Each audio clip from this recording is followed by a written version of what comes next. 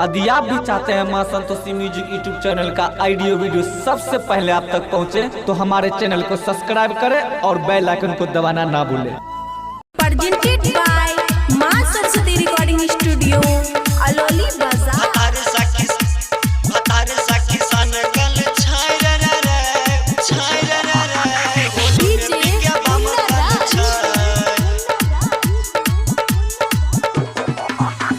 भतार सखी सन कल छाय रे होली में पीके बम कल छाय।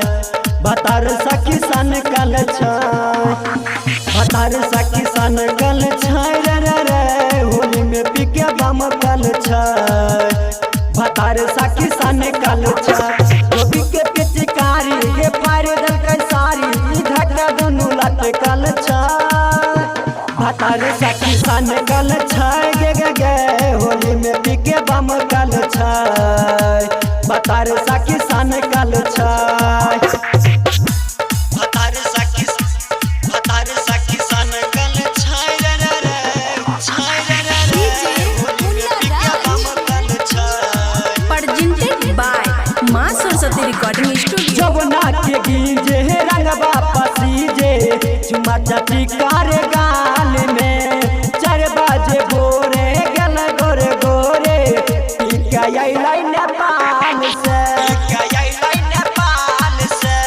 जवना के गीजे रंगवा पसीजे चुमा चाटी कारे गाल में 4 बजे भोरे गल गोरे गोरे टीका आई नेपाल से।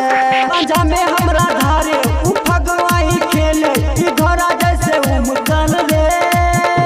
भतार सखी सन कल रे होली में पीके बम कल रे। भतार सखी सन कल रे, भतार सखी सन कल छाय रे होली में पीके बम कल छाय। Presented by मां Saraswati recording studio. Writer Gajendra डबरो के सैया छुआ ने दै छै शरीर गे। अपने ही हाथे राना के साथ बित्री लगाबै छै अबीर गे। राइटर गजेंद्र डबरो के सैया छुआ ने दै छै शरीर गे। अपने ही हाथे राना के साथ बित्री लगाबै छै अबीर गे।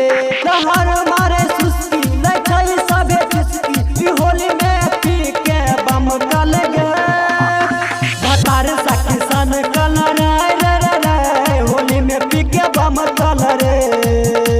भतार सखी सन कल रे।